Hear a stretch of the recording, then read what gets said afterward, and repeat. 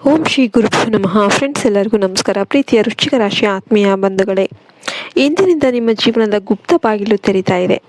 ವಿಧಿಯಾಟವೇ ಬದಲಾಗ್ತಾ ಇದೆ. ಇಷ್ಟು ದಿನ ನೀವು ಅನುಭವಿಸಿದ ಒಂಟಿತನ, ದ್ರೋಹ, ಹಣಕಾಸಿನ ಸಂಕಷ್ಟ, ಯಾರಿಗೂ ಹೇಳಿಕೊಳ್ಳಲಾಗದ ಮಾನಸಿಕ ನೋವು, ನಂಬಿದವರಿಂದಲೇ ಮೋಸ ಹೋದ ನೋವು, ಇವೆಲ್ಲದಕ್ಕೂ ಕೂಡ ಈಗ ಅಂತ್ಯ ಸಿಗುವ ಸಮಯ ಬಂದಿದೆ.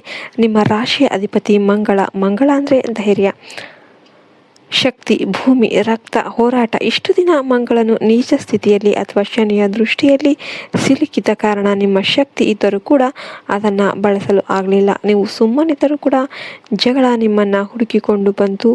ನಿಮ್ಮ ಆಸ್ತಿ ವಿಚಾರಗಳು ನ್ಯಾಯಾಲಯದಲ್ಲಿ ಸಿಲುಕಿಕೊಂಡವು. ನಿಮ್ಮ ಆರೋಗ್ಯದಲ್ಲಿ ರಕ್ತಕ್ಕೆ ಸಂಬಂಧಿಸಿದ ಸಮಸ್ಯೆಗಳು ಕಾಣಿಸಿಕೊಂಡವು. ಆದರೆ ಇಂದಿನಿಂದ ಮಂಗಳನು ತನ್ನ ಸ್ವಂತ ಬಲವನ್ನು ಪಡೆಯುತ್ತಿದ್ದಾನೆ. ಜೊತೆಗೆ ಸೂರ್ಯದೇವನು ವೃಷಭ ರಾಶಿಯಲ್ಲಿ ಅಂದರೆ ನಿಮ್ಮ ಸಪ್ತಮ ಭಾವದಲ್ಲಿ ಸ್ಥಿರವಾಗಿ ಕುಳಿತು ನಿಮ್ಮನ್ನು ನೋಡ್ತಾ ಇದ್ದಾನೆ. ಇದರ ಅರ್ಥ ನಿಮ್ಮ ವೈವಾಹಿಕ ಜೀವನ, ಪಾಲುದಾರಿಕೆ, ವ್ಯವಹಾರ, ಸಾರ್ವಜನಿಕ ಜೀವನದಲ್ಲಿ ಒಂದು ದೊಡ್ಡ ಬದಲಾವಣೆ ಬರುತ್ತೆ. ನೀವು ಇಷ್ಟು ದಿನ ತೆರೆಮರೆಯಲ್ಲಿ ಇದ್ದವರು ಇನ್ನು ಮುಂದೆ ವೇದಿಕೆಯ ಮೇಲೆ ಬರ್ತೀರಿ.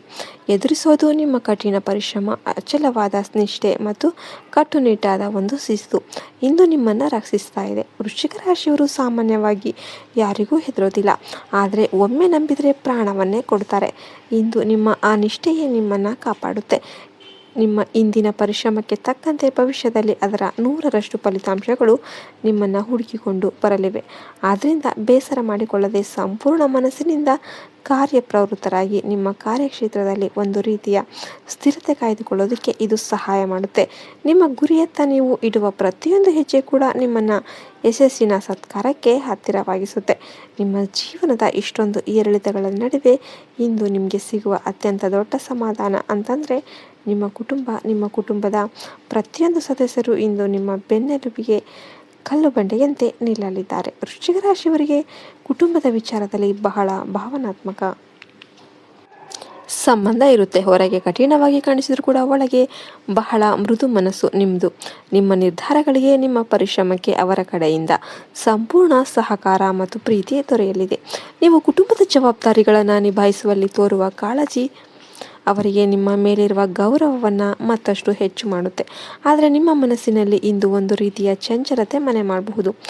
ಒಂದೇ ಸಮಯದಲ್ಲಿ 10 ಕೆಲಸಗಳ ಮೇಲೆ ಗಮನ ಹರಿಸೋದಕ್ಕೆ ಹೋಗಿ ಯಾವುದೇ ಕೆಲಸವನ್ನು ಇಲ್ಲಿ ಪೂರ್ಣಗೊಳಿಸಲಾಗದ ಸವಾಲು ಎದುರಾಗಬಹುದು. ವೃಶ್ಚಿಕ ರಾಶಿಯವರಿಗೆ ಅನುಮಾನ ಸ್ವಲ್ಪ ಜಾಸ್ತಿ. ಇಂದು ಆ ಅನುಮಾನದಿಂದಲೇ ಗಮನ ತಪ್ಪುವ ಸಾಧ್ಯತೆ ಇದೆ. ಇಂತಹ ಪರಿಸ್ಥಿತಿಯಲ್ಲಿ ನಿಮ್ಮ ಕೆಲಸಗಳಿಗೆ ಆದ್ಯತೆ ನೀಡಿ ಮೊದಲು ಯಾವುದು ಮುಖ್ಯವೋ ಅದನ್ನು ಮಾತ್ರ ಮಾಡಿ. ಆತುರ ಮತ್ತು ಗೊಂದಲದಿಂದ ದೂರ ಇದ್ದು ಯೋಚಿಸಿ ತೆಗೆದುಕೊಳ್ಳುವ ನಿರ್ಧಾರಗಳು ನಿಮ್ಮ ಇಂದಿನ ದಿನವನ್ನು ಸಾರ್ಥಕಗೊಳಿಸುತ್ತೆ. ಕಲ್ಪನೆ ಮಾಡಿಕೊಳ್ಳಿ, ಅತ್ಯಂತ ಸಾಧಾರಣವಾದ ಒಂದು ಮುಂಜಾನೆ ಸೂರ್ಯನ ರಮಣೀಯ ಕಿರಣಗಳು ನಿಮ್ಮ ಮನೆಯ ಕಿಟಕಿಗಳ ಮೂಲಕ ಒಳಗೆ ಬರುತ್ತೆ.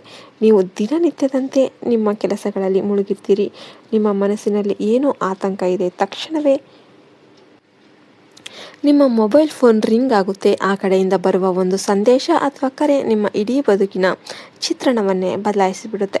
ನೀವು ಆನಂದದ ಭರದಲ್ಲಿ ತೇಲ್ತೀರಿ. ಏನು ಮಾಡಬೇಕು ಅಂತ ತೋಚದೆ ನೀವು ಇರ್ತೀರ. ಆದರೆ ಆ ಕ್ಷಣದಲ್ಲೇ ನೀವು ನಿಯಮವನ್ನು ಮರೆತು ಆ ವಿಷಯವನ್ನು ನಿಮ್ಮ ಫ್ರೆಂಡ್ಸ್ಗೋ ಅಥವಾ ನೆರೆಮನೆಯವರಿಗೋ ಹೇಳೋದಕ್ಕೆ ಹೋದರೆ ತಕ್ಷಣವೇ ನಿಮ್ಮ ಫೋನ್ ಸ್ವಿಚ್ ಆಫ್ ಆಗುತ್ತೆ ಅಥವಾ ಇಂಟರ್ನೆಟ್ ಸಂಪರ್ಕ ಕಡಿತಗೊಳ್ಳುತ್ತೆ. ಇದು ಕೇವಲ ತಾಂತ್ರಿಕ ದೋಷವಲ್ಲ, ಇದು ಆ ಬ್ರಹ್ಮಾಂಡ ನಿಮಗಾಗಿ ನೀಡುತ್ತಿರುವ ಎಚ್ಚರಿಕೆಯ ಸಂಕೇತ.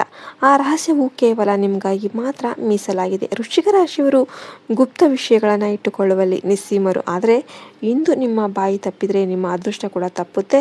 ನೀವು ಮೌನವಾಗಿ ಎಲ್ಲವನ್ನು ಕೂಡ ಸಹಿಸಿಕೊಂಡಿದ್ದಂತೆ ಪ್ರಕೃತಿ ನೀಡುತ್ತಿರುವ ಒಂದು ಮಹತ್ತರವಾದ ಉಡುಗೊರೆ. ಆ ಒಂದು ರಹಸ್ಯದ ಕರೆ ನಿಮ್ಮ ಕಳೆದು ಹೋದ ಪ್ರೀತಿಯನ್ನು ತರಬಹುದು, ಕೈ ತಪ್ಪಿದ ಉದ್ಯೋಗದ ಆಫರ್ ನೀಡಬಹುದು ಅಥವಾ ದಿಢೀರ್ ಧನಲಾಭವನ್ನು ತರಬಹುದು. ಆದರೆ ನೆನ್ಪಿಡಿ, ಈ ಎಲ್ಲದಕ್ಕೂ ಇರುವ ಏಕೈಕ ಕೀಲಿಕೈ ಮೌನ ಅಥವಾ ಸಂಪೂರ್ಣ ಮೌನ. ನಿಮ್ಮ ಜೀವನದ ಅತ್ಯಂತ ಶ್ರೇಷ್ಠವಾದ ಅವಕಾಶ ನಿಮ್ಮ ಬಾಗಿಲು ತಡ್ತಾ ಇದೆ. ಇಂತಹ ಒಂದು ಅದ್ಭುತ ಸಮಯ ಜೀವನದಲ್ಲಿ ಕೇವಲ ಒಮ್ಮೆ ಮಾತ್ರ ಬರುವುದು. ಆದ್ದರಿಂದ ಜಾಗರೂಕರಾಗಿರಿ, ಆದಷ್ಟು ಮೌನವಾಗಿರಿ. ಈ ಜಗತ್ತಲ್ಲಿ ನಾವು ನೆಮ್ಮದಿಯಿಂದ ಬಾಳಬೇಕು ಅಂದರೆ 2 ಪ್ರಮುಖ ಸೂತ್ರಗಳನ್ನು ಅಳವಡಿಸಿಕೊಳ್ಬೇಕು ಜೀವನದಲ್ಲಿ. ಮೊದಲನೇದಾಗಿ, ನಾವು ಸದಾ ಇತರರ ತಪ್ಪುಗಳನ್ನು ಹುಡುಕುತ್ತಾ ಅವರ ಮೇಲೆ ದೂರುಗಳನ್ನು ಹೇಳುತ್ತಾ ಕುಳಿತರೆ ನಮ್ಮ ಮನಸ್ಸಿನಲ್ಲಿ ಶಾಂತಿ ಸಂಪೂರ್ಣವಾಗಿ ಹದಗೆಡುತ್ತೆ. ಇಡೀ ಜಗತ್ತು ನಮ್ಮ ಇಷ್ಟದಂತೆ ಬದಲಾಯಿಸೋದಕ್ಕೆ ಹೊರಡುವುದು ಮೂರ್ಖತನ. ಅದನ್ನು ಬಿಟ್ಟು ನಮ್ಮನ್ನು ನಾವು ಬದಲಾಯಿಸಿಕೊಳ್ಳೋದು ಅತ್ಯಂತ ಬುದ್ಧಿವಂತಿಕೆಯ ಲಕ್ಷಣ. ಇದನ್ನು ಒಂದು ಸುಲಭ ಉದಾಹರಣೆಯ ಮೂಲಕ ಅರ್ಥ ಮಾಡಿಕೊಳ್ಳಬಹುದು. ಇಡೀ ಜಗತ್ತಿನ ಕಲ್ಲು ಮುಳ್ಳುಗಳು ನಮ್ಮ ಪಾಲಿಗೆ ಚುಚ್ಚಬಾರದು ಅಂತ ಜಗತ್ತಿನಾದ್ಯಂತ ರೇಷ್ಮೆಯ ಕಾರ್ಪೆಟ್ ಹಾಸೋದಕ್ಕೆ ಹೊರಡುವುದು ಅಸಾಧ್ಯದ ಮಾತು.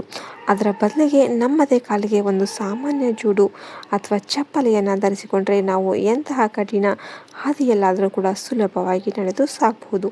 ನಮ್ಮಲ್ಲಿ ಅನೇಕರಿಗೆ ಬದುಕಿನಲ್ಲಿ ಯಾವುದೇ ಬಂಧನಗಳಿಲ್ಲದೆ ಮುಕ್ತವಾಗಿ ಹಕ್ಕಿಯಂತೆ ಹಾರಬೇಕು ಎನ್ನುವ ತೀವ್ರವಾದ ಹಂಬಲ ಇದೆ. ಆದರೆ ನೆನಪಿರಲಿ, ಒಮ್ಮೆ ಮಾತ್ರ ಬರುವುದು. ಆದ್ದರಿಂದ ಜಾಗರೂಕರಾಗಿರಿ, ಆದಷ್ಟು ಮೌನವಾಗಿರಿ. ಈ ಜಗತ್ತಲ್ಲಿ ನಾವು ನೆಮ್ಮದಿಯಿಂದ ಬಾಳಬೇಕು ಅಂದರೆ 2 ಪ್ರಮುಖ ಸೂತ್ರಗಳನ್ನು ಅಳವಡಿಸಿಕೊಳ್ಬೇಕು ಜೀವನದಲ್ಲಿ. ಮೊದಲನೇದಾಗಿ, ನಾವು ಸದಾ ಇತರರ ತಪ್ಪುಗಳನ್ನು ಹುಡುಕುತ್ತಾ ಅವರ ಮೇಲೆ ದೂರುಗಳನ್ನು ಹೇಳುತ್ತಾ ಕುಳಿತರೆ ನಮ್ಮ ಮನಸ್ಸಿನಲ್ಲಿ ಶಾಂತಿ ಸಂಪೂರ್ಣವಾಗಿ ಹದಗೆಡುತ್ತೆ. ಇಡೀ ಜಗತ್ತು ನಮ್ಮ ಇಷ್ಟದಂತೆ ಬದಲಾಯಿಸೋದಕ್ಕೆ ಹೊರಡುವುದು ಮೂರ್ಖತನ. ಅದನ್ನು ಬಿಟ್ಟು ನಮ್ಮನ್ನು ನಾವು ಬದಲಾಯಿಸಿಕೊಳ್ಳೋದು ಅತ್ಯಂತ ಬುದ್ಧಿವಂತಿಕೆಯ ಲಕ್ಷಣ. ಇದನ್ನು ಒಂದು ಸುಲಭ ಉದಾಹರಣೆಯ ಮೂಲಕ ಅರ್ಥ ಮಾಡಿಕೊಳ್ಳಬಹುದು.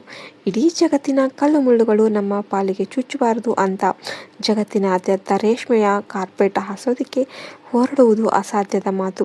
ಅದರ ಬದಲಿಗೆ ನಮ್ಮದೇ ಕಾಲಿಗೆ ಒಂದು ಸಾಮಾನ್ಯ ಜೂಡು ಅಥವಾ ಚಪ್ಪಲಿಯನ್ನು ಧರಿಸಿಕೊಂಡ್ರೆ ನಾವು ಎಂತಹ ಕಠಿಣ ಹಾದಿಯಲ್ಲಾದರೂ ಕೂಡ ಸುಲಭವಾಗಿ ನಡೆದು ಸಾಗಬಹುದು. ನಮ್ಮಲ್ಲಿ ಅನೇಕರಿಗೆ ಬದುಕಿನಲ್ಲಿ ಯಾವುದೇ ಬಂಧನಗಳಿಲ್ಲದೆ ಮುಕ್ತವಾಗಿ ಹಕ್ಕಿಯಂತೆ ಹಾರಬೇಕು ಎನ್ನುವ ತೀವ್ರವಾದ ಹಂಬಲ ಇದೆ. ಆದರೆ ನೆನಪಿರಲಿ, ಒಮ್ಮೆ ಮಾತ್ರ ಬರುವುದು. ಆದ್ದರಿಂದ ಜಾಗರೂಕರಾಗಿರಿ, ಆದಷ್ಟು ಮೌನವಾಗಿರಿ. ಈ ಜಗತ್ತಲ್ಲಿ ನಾವು ನೆಮ್ಮದಿಯಿಂದ ಬಾಳಬೇಕು ಅಂದರೆ 2 ಪ್ರಮುಖ ಸೂತ್ರಗಳನ್ನು ಅಳವಡಿಸಿಕೊಳ್ಬೇಕು ಜೀವನದಲ್ಲಿ. ಮೊದಲನೇದಾಗಿ, ನಾವು ಸದಾ ಇತರರ ತಪ್ಪುಗಳನ್ನು ಹುಡುಕುತ್ತಾ ಅವರ ಮೇಲೆ ದೂರುಗಳನ್ನು ಹೇಳುತ್ತಾ ಕುಳಿತರೆ ನಮ್ಮ ಮನಸ್ಸಿನಲ್ಲಿ ಶಾಂತಿ ಸಂಪೂರ್ಣವಾಗಿ ಹದಗೆಡುತ್ತೆ. ಇಡೀ ಜಗತ್ತು ನಮ್ಮ ಇಷ್ಟದಂತೆ ಬದಲಾಯಿಸೋದಕ್ಕೆ ಹೊರಡುವುದು ಮೂರ್ಖತನ. ಅದನ್ನು ಬಿಟ್ಟು ನಮ್ಮನ್ನು ನಾವು ಬದಲಾಯಿಸಿಕೊಳ್ಳೋದು ಅತ್ಯಂತ ಬುದ್ಧಿವಂತಿಕೆಯ ಲಕ್ಷಣ. ಇದನ್ನು ಒಂದು ಸುಲಭ ಉದಾಹರಣೆಯ ಮೂಲಕ ಅರ್ಥ ಮಾಡಿಕೊಳ್ಳಬಹುದು. ಇಡೀ ಜಗತ್ತಿನ ಕಲ್ಲು ಮುಳ್ಳುಗಳು ನಮ್ಮ ಪಾಲಿಗೆ ಚುಚ್ಚಬಾರದು ಅಂತ ಜಗತ್ತಿನಾದ್ಯಂತ ರೇಷ್ಮೆಯ ಕಾರ್ಪೆಟ್ ಹಾಸೋದಕ್ಕೆ ಹೊರಡುವುದು ಅಸಾಧ್ಯದ ಮಾತು.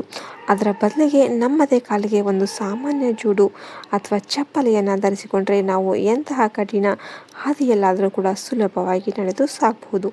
ನಮ್ಮಲ್ಲಿ ಅನೇಕರಿಗೆ ಬದುಕಿನಲ್ಲಿ ಯಾವುದೇ ಬಂಧನಗಳಿಲ್ಲದೆ ಮುಕ್ತವಾಗಿ ಹಕ್ಕಿಯಂತೆ ಹಾರಬೇಕು ಎನ್ನುವ ತೀವ್ರವಾದ ಹಂಬಲ ಇದೆ. ಆದರೆ ನೆನಪಿರಲಿ,